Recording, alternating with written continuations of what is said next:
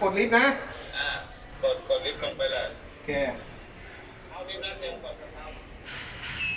ลิฟต์ลงเดี๋ยวนี่คือลิฟต์วิ่งลงนะ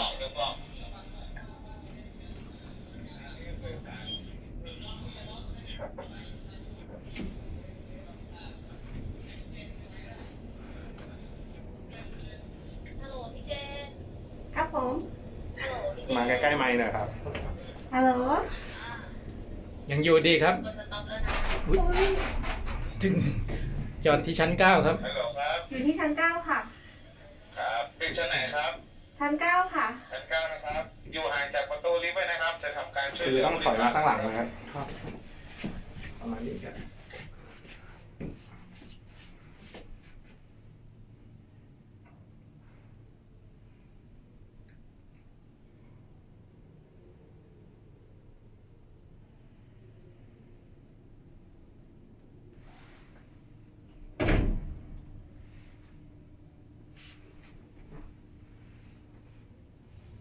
คนที่ช่วยเข้ามาจากชั้นไหนนะครับอันนี้ยังไงครับกำลังทำการช่วยเหลือนะครับครับผมอยู่ห่างจากประตูลิฟต์ไว้นะครับครับ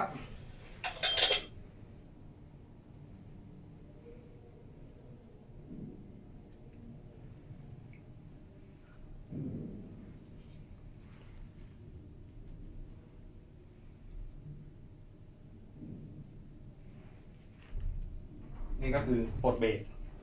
ตอนนี้กำลังง้างเบรกนับ1 2 3ง้างถ้าไขข้อไม่ดีก็รบกวนย่อๆหน่อยก็ได้ตัวนี้ทำอย่างนี้นานหรือเปล่าก็จนกว่าลิฟต์จะเสมอชั้นนะครับแล้วทางข้างบนเขาก็จะอินเตอร์คอมมาบอกเราว่าลิฟต์เสมอชั้นแล้วตอนนี้เขาอยู่ข้างบนนี้หรือเปล่าเขาอยู่ที่ห้องเครื่องครับเขาง้างเบรกไอ้ก้านสีส้มๆให้ลงถึงชั้นที่เท่าไหร่นะคะที่มันเปิดได้ชั้นใกล้เคียงที่สุดอาจจะเป็นชั้นบนหรือชั้นล่างก็แล้วแต่น้ำหนักตู้กับน้ำหนักของลูกถ่วงชั้น4มั้งตัวนี้มันไม่ได้ระบุไว้เพราะว่าในกรณีนั้นเราจะต้องออฟเบรกเกอร์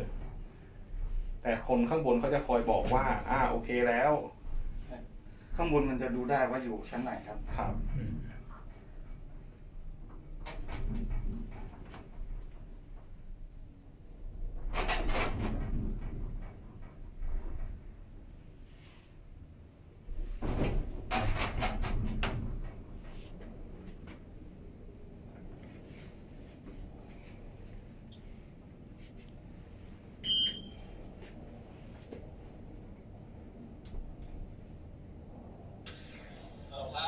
ครับ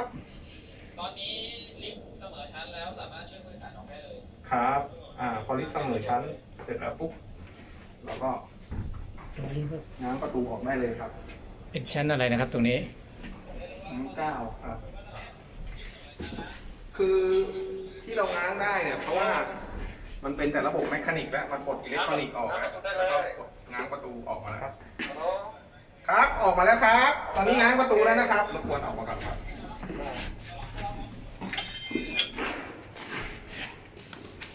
ชั้นโทษ